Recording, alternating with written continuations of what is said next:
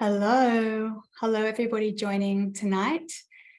It is 9 p.m. in Singapore, and I think it's 8 a.m. in New York, 1 p.m. in London, and 5 p.m. in Dubai. So wherever you're tuning in from around the world, hello, and thanks for making time at this time of the day. I'm really looking forward to this session with you live.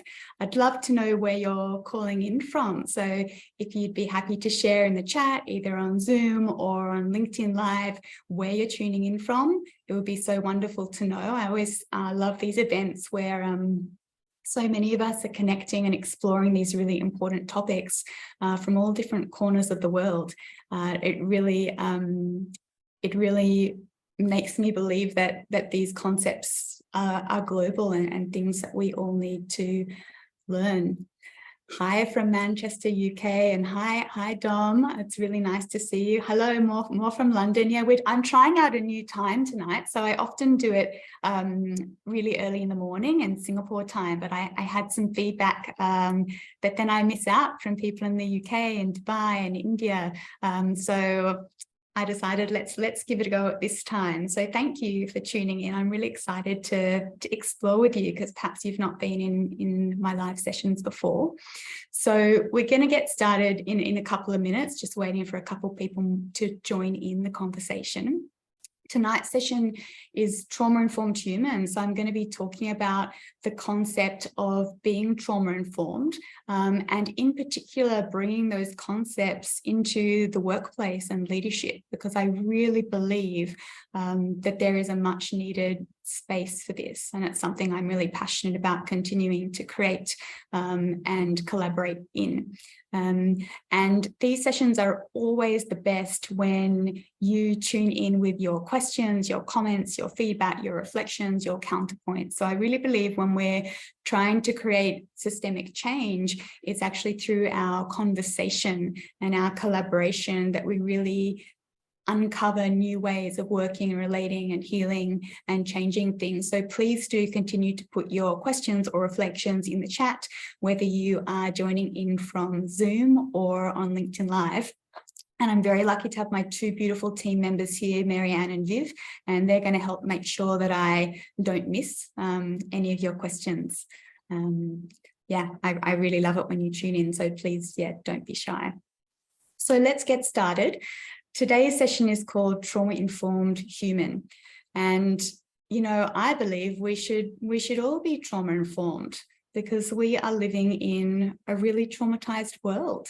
So if we want to relate well, love well, and lead well, we need to be trauma-informed. There's no getting around it.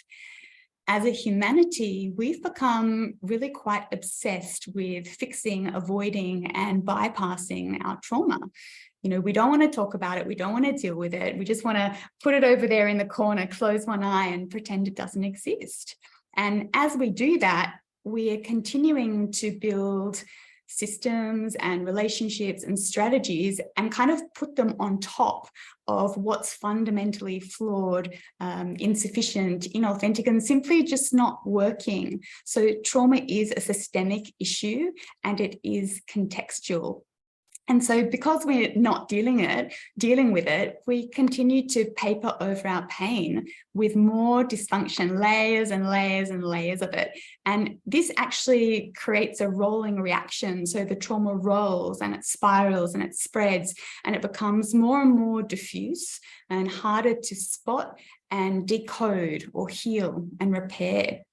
And so a lot of our attempts to change this and create social change, they're really well-meaning, but often they actually take us further away from what we want to go. So if we don't have that awareness, and also if we're living from our own bias and our own trauma, that's the point of departure for what we create and what we co-create. And so something that I would love for us to explore is how do we do it differently? I see a comment here from you, Genevieve. Totally agree. I'm an HR director who's gone through trauma myself and had to experience a toxic workplace. It's such a missing gap in people's strategy. Thank you for sharing that. I really agree. You know, even if we just talk about specifically trauma in the workplace. In so many workplaces, there is trauma going on, there is disrespect, there is dysfunction, there is freezing out, there is not allowing people to be valid and express their experiences, and that's just a small amount. And I really believe that the workplace can be a place where we address not only workplace trauma, but trauma in a much, much greater way. So how do we change this? How do we heal our trauma and change the world? That's the question. And if any of you have beautiful ideas, I'd love for you to share them, because this isn't just about my thoughts. I want to hear from all of you. But, you know, to be very honest, we have so much work to do. Generations of work. There's not a single quick fix. There's not some strategy that we can roll out and in a few months it's all going to be better.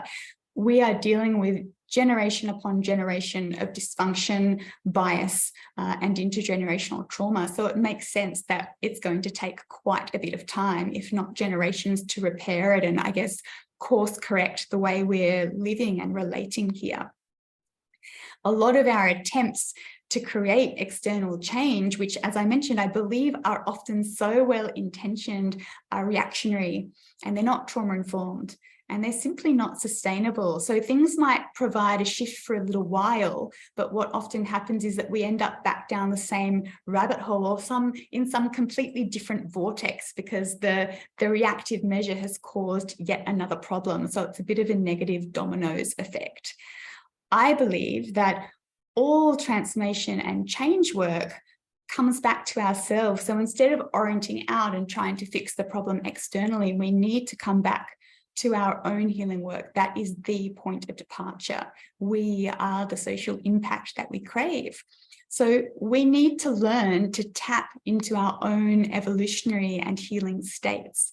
And it's only then that we increase our awareness, we increase our personal capacity and our relational intelligence. To lead well, it's that relational intelligence that is the key. Relationship is the remedy. But before we can get that relational intelligence, we have to do our own healing work. There's no bypass. There absolutely isn't. We've got to do the hard work and commit to our process.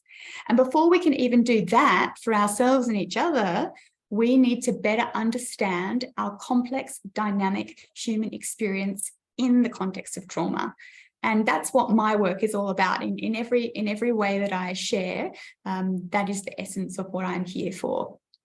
So most of our distress and dysfunction that does not resolve with mainstream intervention or practical, rational, cognitive strategies has an origin of unresolved trauma, and it's contextual and systemic.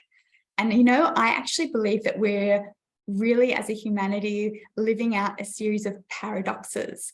Unconsciously, we are trying to heal in every moment.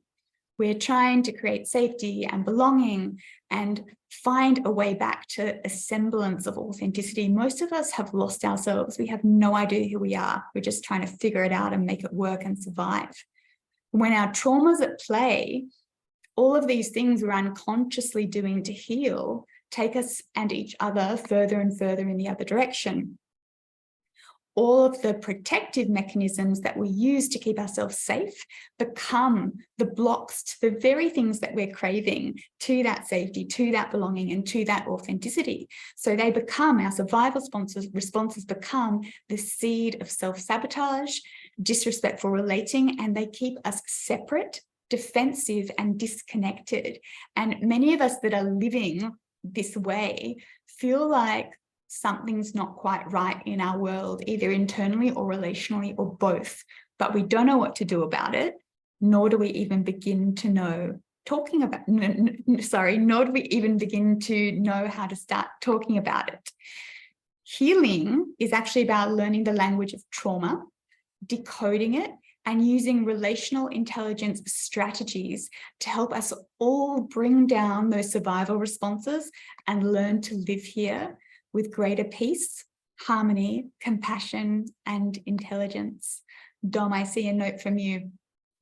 You mentioned we have to heal ourselves first, but could people also support their partners, family members with certain strategies without fixing themselves first? Men, for example, are common to avoid to fix themselves, but would like to help their spouses heal. Asking for a friend. Thank you. Let's answer it for your friend. You know, I think it is such a complex, non-linear journey that it's not like I must heal myself entirely first and only then can I help others. It's kind of tit for tat, you know, and we also learn through reflection. So we might learn a strategy to support someone that's going through trauma. And in the process of learning how to support that person, we will learn something about ourselves. So it's very reflective and dynamic. I don't think we can separate them, but I do really want to debunk the kind of notion, and thanks for bringing it into the conversation, that you have to arrive at some healed state before you can help others. That's absolutely not true. Our capacity to support others changes all of the time, depending on how much we've got going on, how great our awareness is, and the relational intelligence tools that we have. So it continues to shift and swirl. I hope that answers. Let me know if there is a follow-up question. I see a question from you, Milka. In a work context, how can we create psychological safety for all staff members? This is such a great question. Again, I think it is a process, and it's not something that's fixed or that we can arrive at or that would be the same for everybody. Something that I teach on a lot is like about what safety brings. So safety does not bring quiet and peace and calm, which I think many of us think it does. We think, oh, when someone feels safe, they're going to feel really calm and there's not going to be any drama and they're going to be able to express really clearly and everything will be fine. Actually, when we feel safe, we approach a greater state of authenticity. Now, if we're holding on to a lot of trauma and a lot of distress and a lot of dysfunction, it's actually within the safety that it will start to show up. And I think this is such an important point. So, for example, if I am working with a client and they feel very safe with me, it's common that their threat responses will rise and their triggers will appear, and they're appearing so that we can then actually learn about them and I guess decode them and provide tools to help manage and transform them. And so if we bring that into the workplace, if people are starting to feel safe, they're going to be more authentic. And then the next question for the person in charge of, I guess, people and culture, or the people holding space, the leaders, is, well, now that people are bringing their authenticity into the room or into the culture, what do I do next? And I think this is a piece that hasn't been considered in so many workplaces. So there's this huge call towards vulnerability. You are now, we say you're psychologically safe, and therefore it should be okay for you to be vulnerable. And what I'm seeing happening in a lot of workplaces is that then people are being vulnerable, they're opening their hearts and they're sharing themselves, or they're being vulnerable and saying, hey, I'm triggered, or I'm not coping, or I need some time off. And then that is not being met with a safe response. So I think, coming back to the original question, to create psychological safety, we really need to have a much greater understanding of how it is a process, and safety comes from trust. Safety breeds authenticity, and we need to develop the policies and strategies that can then actually support people when they begin to become more authentic, or when the dysfunctions start to show up, because so many of us have been pushing it all down. And so that invitation to safety, when it's not met well, actually causes a snapback into feeling really unsafe and resuppressing everything, and then not trusting the people who are saying, yeah, you should be safe. So I think it is a journey and a process. And when I'm working with organizations, I often say, this is a 1 to 2 year journey. This is not something that we can deal with in, like a half-day session. And that's my really honest answer. And some people don't like that answer, but it's an honest one. I hope that answers Milka.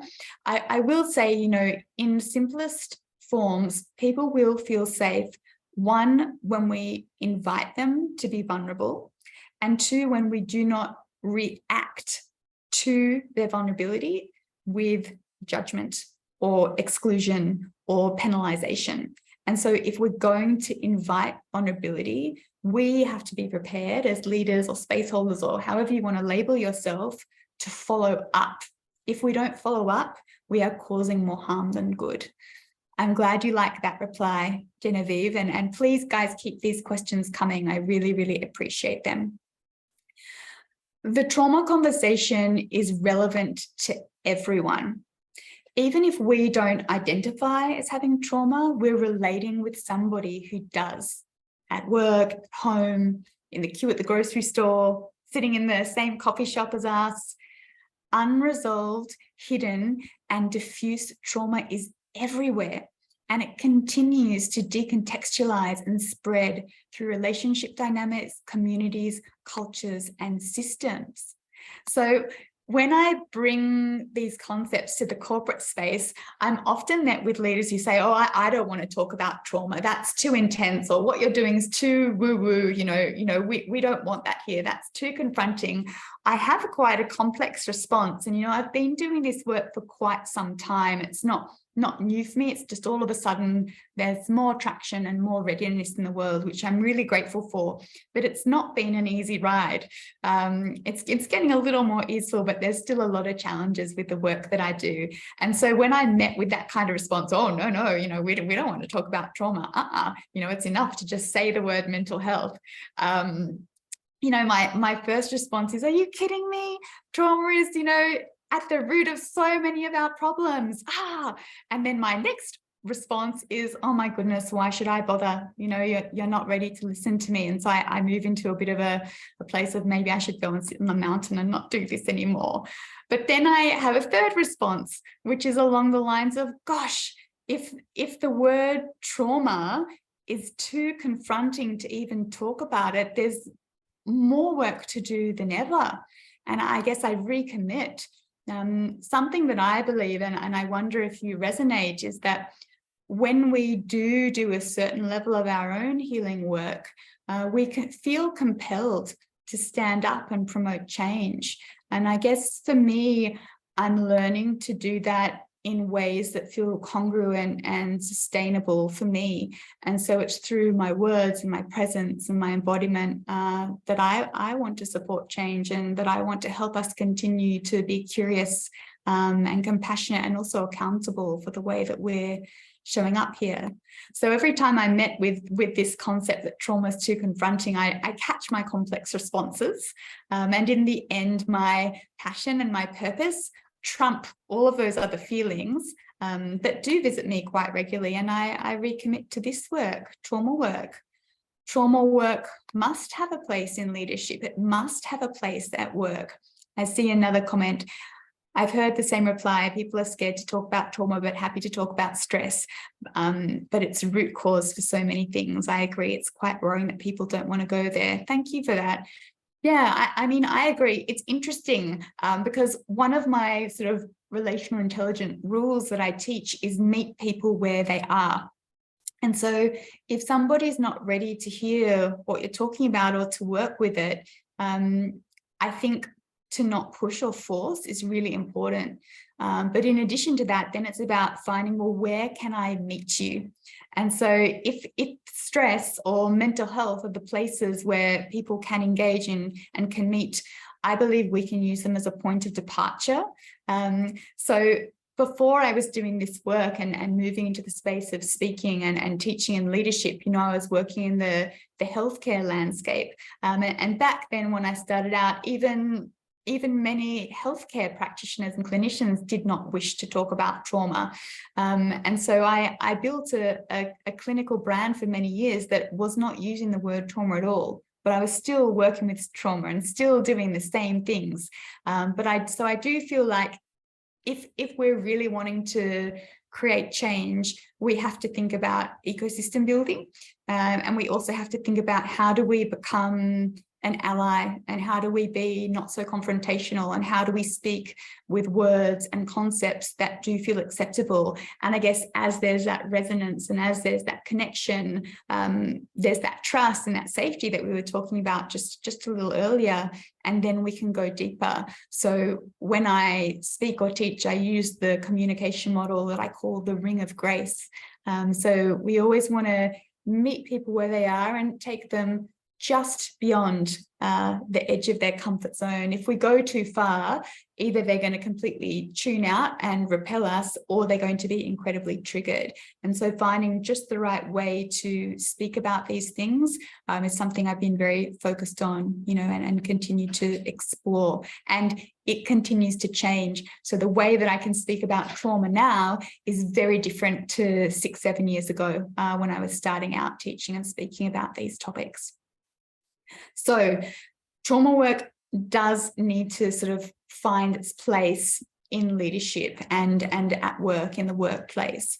I really believe that if we choose to see it this way, a workplace and a team environment can become the crucible for social change and a safe place for transformation. We just simply need to choose to harness the dynamics and create it. I'm just going to take a pause here, and I want to hear if there are any more questions from you on Zoom, or Marianne, have there been any questions or comments on LinkedIn? Yeah, I've just sent in a question from LinkedIn. Hi, Amelia. Nice to see you. What word did you use if not trauma?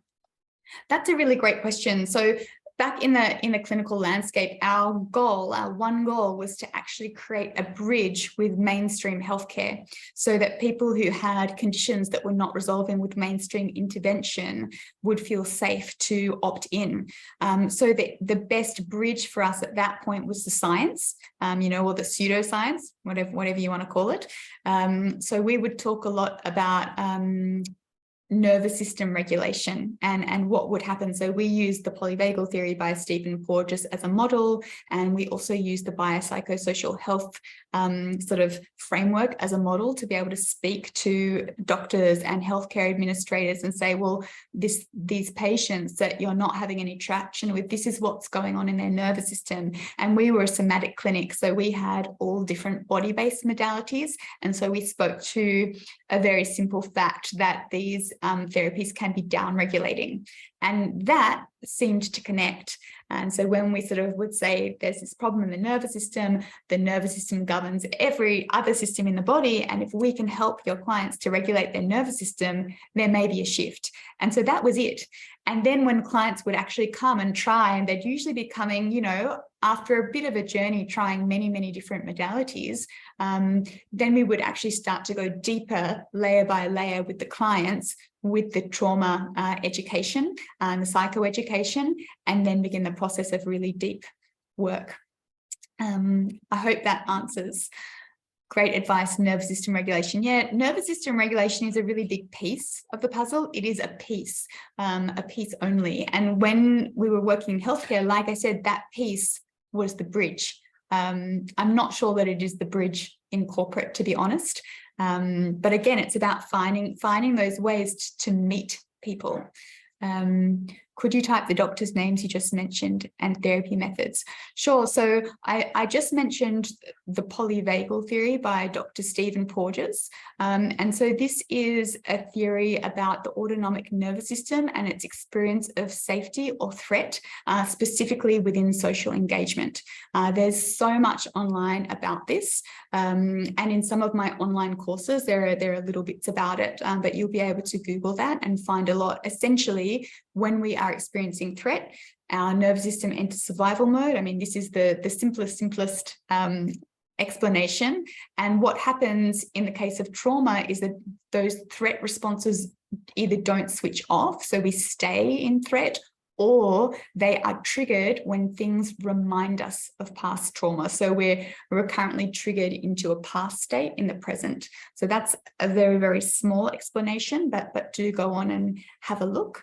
And somatic therapy is body-based therapy, so it's addressing the experience of the body. And I did a live session last week all about that.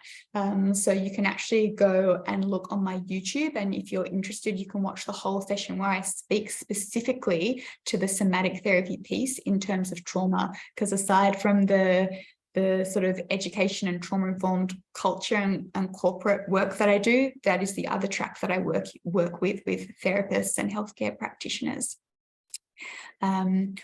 Wonderful. Are there any other questions or comments at this moment? Marianne? One earlier from Milka. So it's a bit further up, and she talks about the impact of collective trauma is not often taken into consideration in the workplace. Example, incidents in local communities or global incidents that exacerbate people's experiences of different forms of oppression.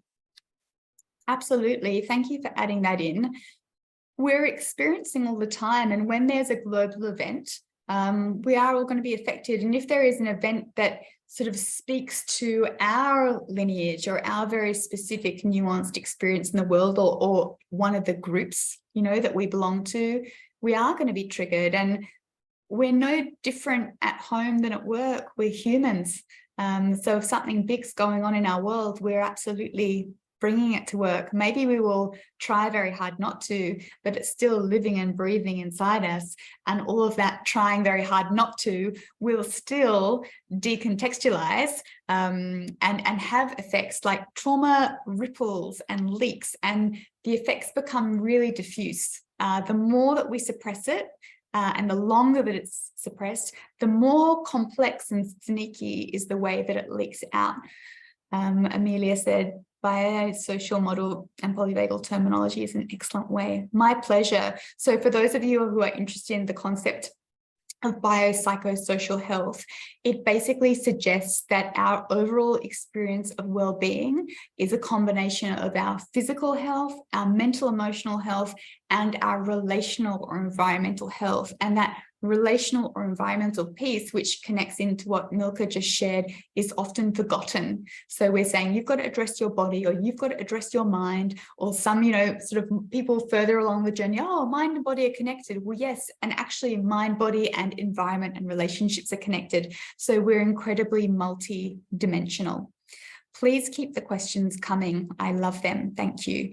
I'm going to talk a little bit about the link between mental health and trauma.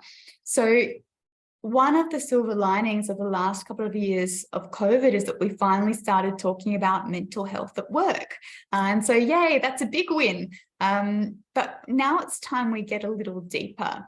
So most of our mental health symptoms that don't resolve with mainstream intervention and a reasonable amount of self-care have origins in unresolved trauma, or they may suggest that the way we are living or the systems or dynamics that we're living in are actually traumatic in nature. And so if we really want to make a change when it comes to mental health, and particularly mental health at work, because that's what this session is about, we need to understand what's going on beneath the surface. So we can't just switch it off or, you know, use a simple strategy to make mental health go away. We really need to understand, well, why are those symptoms occurring? And most of the time it will be that either we are living without the access to the resources that we need to feel that all is well, we're living beyond our capacity, or in oppressive or disrespectful dynamics. Or it may mean that we are holding on to unresolved trauma and it's literally coursing through our nervous systems and then going on to affect the way that we're showing up and living and expressing and relating. So we really do need to come a layer deeper and look at, well, what's going on? And again, it's so multi-dimensional and contextual. Thanks for sharing that recording, Marianne. So Dom, she's put the link there to the recording from last week's session on somatics, if you're interested. Does anyone have any comments on that, the link between mental health and trauma? So it's really wonderful that we're now talking about mental health at work.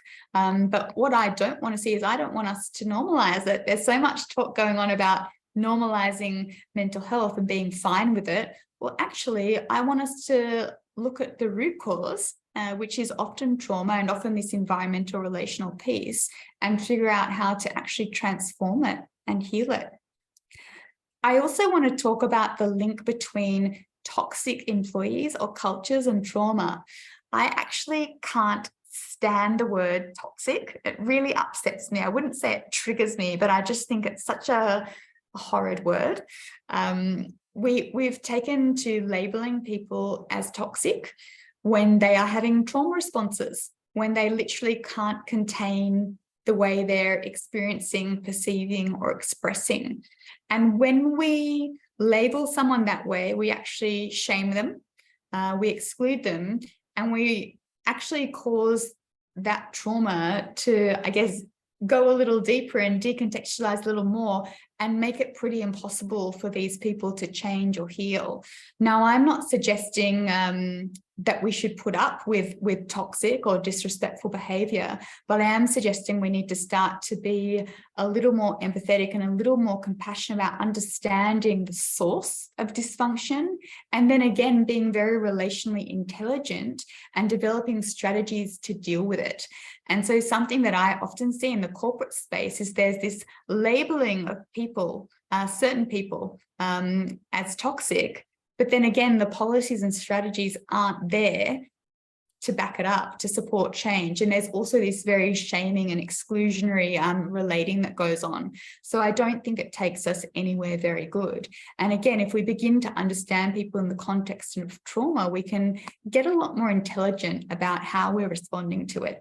And we can decide, and this is something that I go into a lot in Trauma Informed Human, the 3-day training. We can actually learn how to be far more masterful. And it's not about putting up with it, but it is about responding in a way that is a lot more compassionate and promotes accountability and the possibility of change, rather than just shames people and keeps people stuck where they are or actually getting worse. What do you think? I'd love to hear what you think on this one.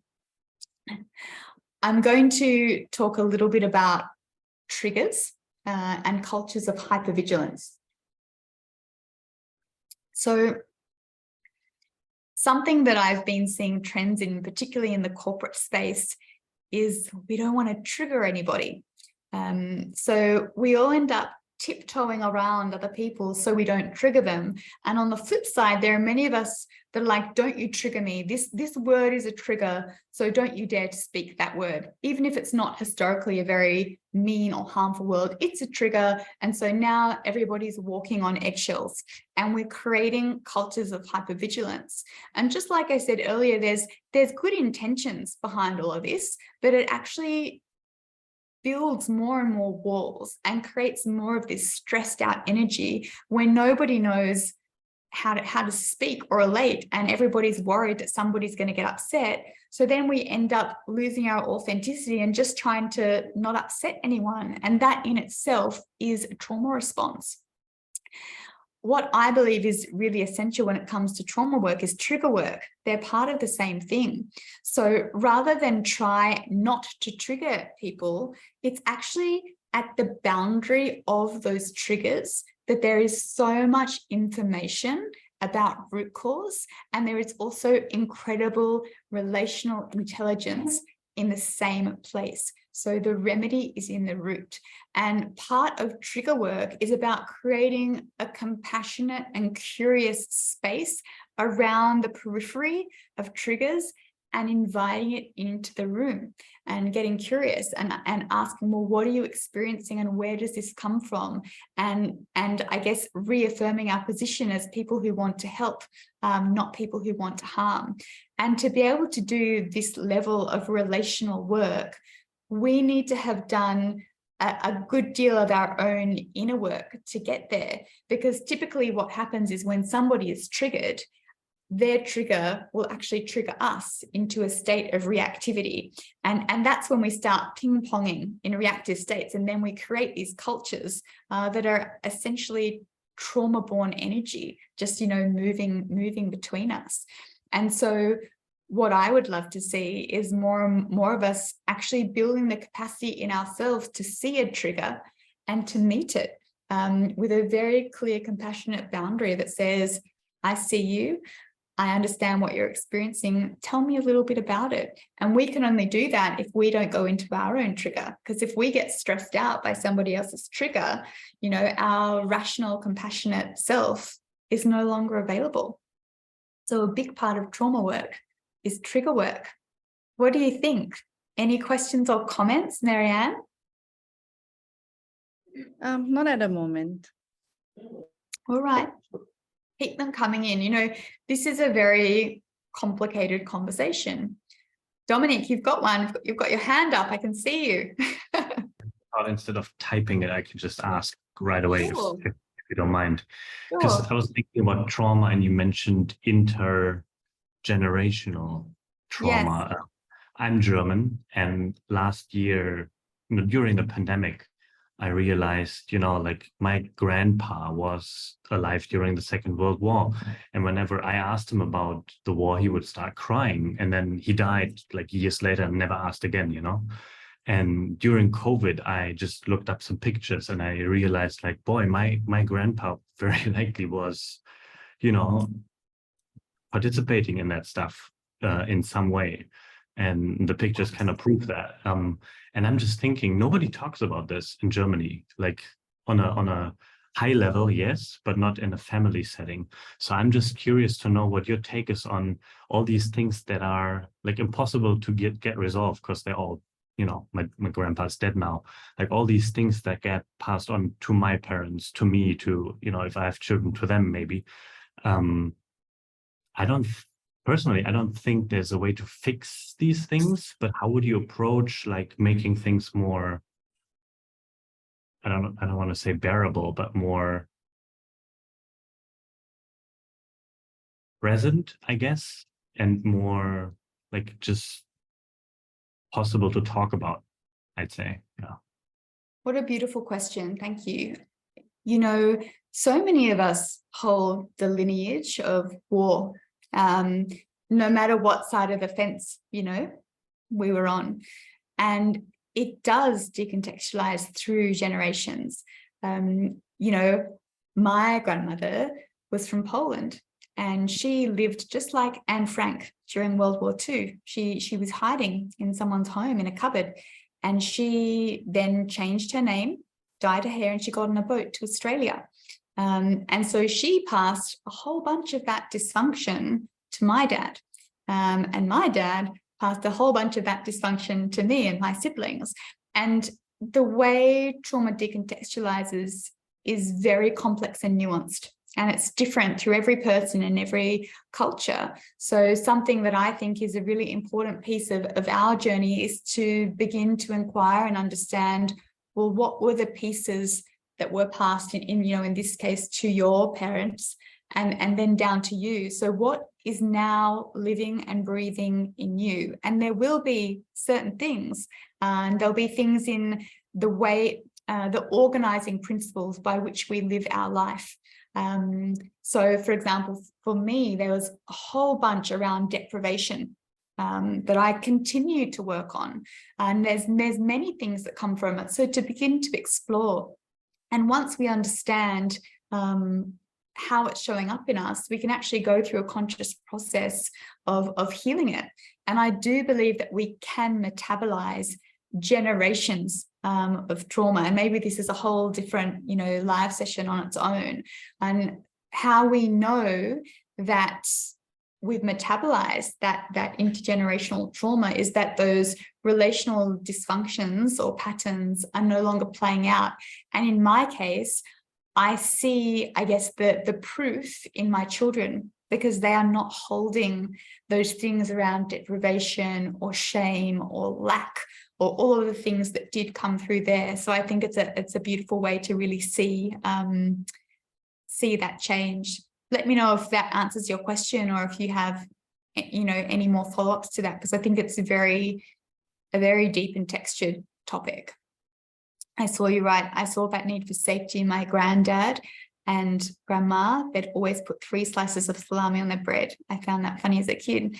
Beautiful. Whereas in my family, it's the opposite. Only 1 slice.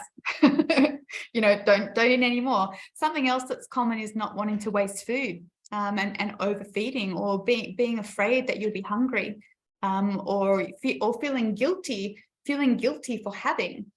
There's so much, particularly around deprivation and survival. And again, it can go in one of 2 directions. So the same trauma can actually go, in my book, I talk about this. Either we will sort of replay and prove the organizing principle, or we will try and negate the organizing principle. So go further in the other direction. So yeah, there's a lot to unpack here. I see a couple more questions. From Sam, in terms of intergenerational trauma, the work we do is not resolving others' trauma, but how that trauma affects us now. Absolutely. So all our healing happens here in the present, but I do believe we need to make sense of it in, I guess, a greater timeline. So understanding how those past influences are living and breathing now, and doing the healing work so we break the cycle of trauma and dysfunction and learn how to, I guess, free ourselves up and create new organizing principles and live in ways that are fulfilling, and promote peace and joy and connection. I see you wrote mind blown. Suddenly behavior in my relatives makes so much more sense. Wonderful. I'm very pleased your mind is blown. So I'll let you sit with that. Thank you for these wonderful questions. Please do keep them coming. Marianne, have I missed any? We're all up to date. Thank you. Okay, cool. Well, yeah, please do keep these amazing questions or reflections coming in. They're so wonderful. And while I sort of wait for more to come in, I want to talk to you a little bit about trauma-informed human. So you can already see in just half an hour exploring, we've gone so deep and we've unearthed all of this stuff for us all to explore and learn so that we can begin to better understand each other and to better support healing for ourselves and each other. So imagine what we could do if we're really committed to the work. So Trauma-Informed Human is my 3-day leadership program. And it's really designed to support you to perceive, express, and relate beyond trauma. And I really believe that if we could all learn to do this, our world would begin to look incredibly different. So I'm very grateful to have been doing this work in Singapore for quite some years. And last year, I got to go over to the USA and roll it out in New York, which was an incredible experience. I was a bit nervous to begin with, but gosh, working over there brought a new dimension to my work, and I'm really excited to go back there. So this wonderful organization that I've been working with, Bridging Access to Care, is a behavioral health organization, and we've decided to roll out an entire year-long program because the main takeaway from this 3-day program is, oh my goodness, I have so much healing work to do. And oh my goodness, I understand other people so much. And I realize that I can show up in incredibly powerful ways to support others too. And so I guess with these takeaways, we realize this is a journey and a process, and 3 days is just the beginning. But I think, you know, we all need to start somewhere. So this 3-day program is designed to really support a shift in the way you're understanding trauma and just human experience and dynamic in general. I'll be running an open program for the first time in Singapore this year. It's from the 24th to the 26th of March. And I hope some of you will come and join, even if that means hopping on a plane. Flights will be at a low cost in March. It's not peak season. And then I'll also continue rolling out closed programs for various corporations. So leaders who feel really, really ready to delve into this work and trust me to guide their teams on this journey of healing and evolution and social impact. So Marianne can pop the dates and the links in the comments. Thank you so much. So if you're interested for more information, you can look there. And let me tell you a little bit about the 3 days and what they look like. So all of my trainings and programs are highly experiential. So we co-create the experience together, and it's very different depending on who shows up in the room and the themes that come into the room. So there's something very beautiful when groups form, is that there are always these common themes, and I teach relationally. So what we delve into will depend on the stories that arise and the themes that arise and the triggers that arise. And yes, there are triggers in my training, but they are gentle. So together, I talk about it like we're creating a room of golden mirrors so we can all see each other and ourselves with a little more clarity and a whole lot more compassion. And so it's very beautiful, deep work. But I don't think it's too confronting, though I guess my past participants would have to speak to that. So don't believe a word I say, ask them. I see a question here. What advice would you give to leaders to transform their work cultures? Again, I think it's a journey. So number one, becoming trauma-informed and committing to your own healing process is the first thing. And I think it's through your own awareness as a leader that you will then over time begin to integrate these strategies. And I also really do believe bringing in people like myself to support is essential. I was talking about this on a podcast the other day. You know, all of a sudden leaders are expected to be therapists too.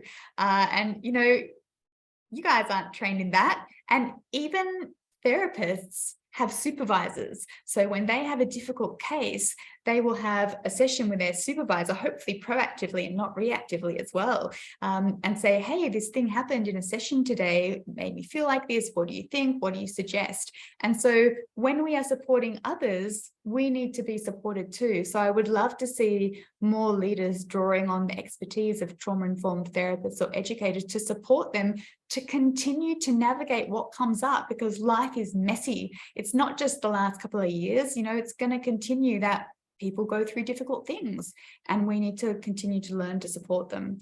So I hope that answers, Milka. I think it's a really continued journey. Let me tell you a little bit about my program, and maybe that's a bit of an answer as well.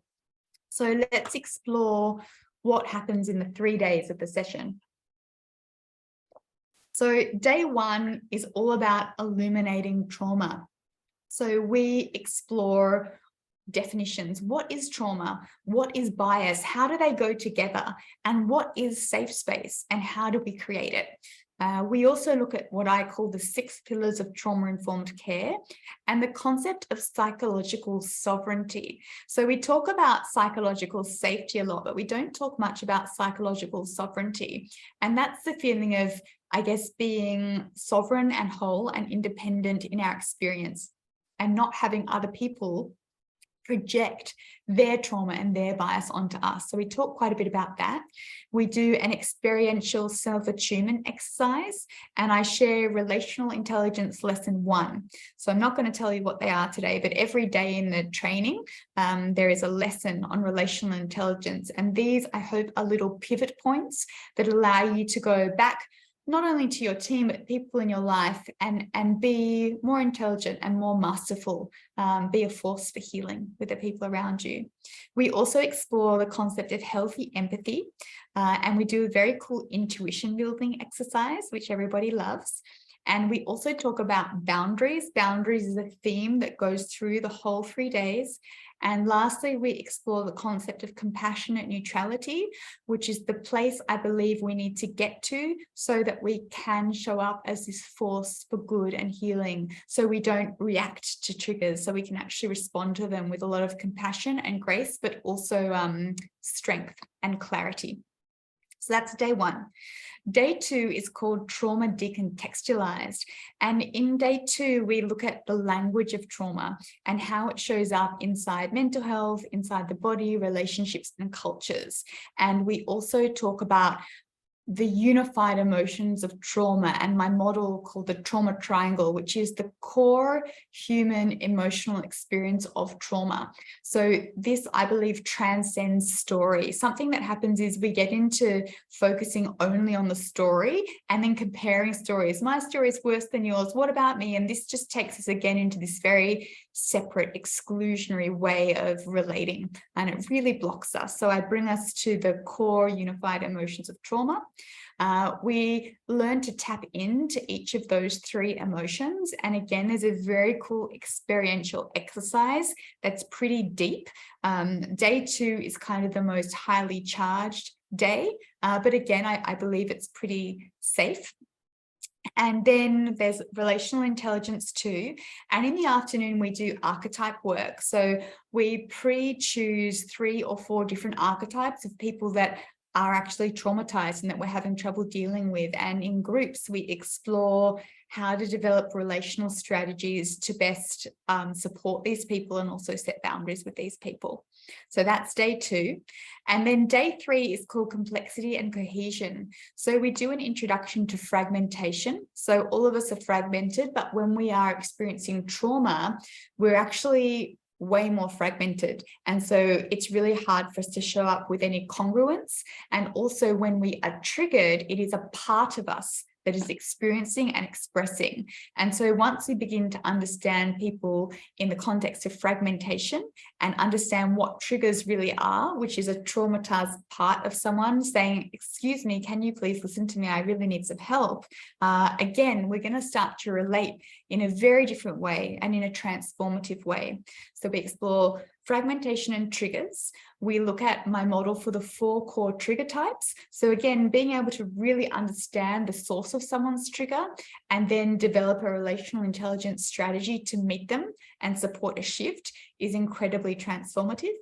We also look at finding the boundary. So learning, how much can I give? You know, where is the line between being able to help someone and not able to help someone? So we look at that boundary. And then towards the end of the day, we really focus on integrating our learnings from the 3 days, and we move into intention setting and considering how we can move forward, not only with our own healing work, but with our relational work. So that's what the 3 days looks like. It's pretty wonderful. And I'm really looking forward to the training here in Singapore in just a couple of months' time. I think Marianne has already shared the link to the training. There are some spots available for partial sponsorship. So I really want this work to be able to reach as many people as possible. So if budget is an issue for you, you can absolutely apply for sponsorship. There's a few spots available. And yeah, that's about it. I'm wondering if there are any questions or reflections about these 3 days. I'm really open to taking a few more questions. Marianne, have there been any? No, we're up to date for now. Okay, wonderful. Well, you know, thank you all so much for tuning in and for the wonderful questions. You know, I think we went to some very beautiful places and very real places. And I hope to see some of you in Singapore or simply continuing to engage with me online. I really think the more that we talk about these topics, the more we're going to get somewhere. And, you know, we've got a lot of work to do. So if there's no more questions, I'm going to sign off and go and have a cup of tea and stretch and get ready for bed. And so wherever you are in your day, whether it's evening, morning, or midday, I wish you a beautiful day. And I'll look forward to connecting again soon. Bye.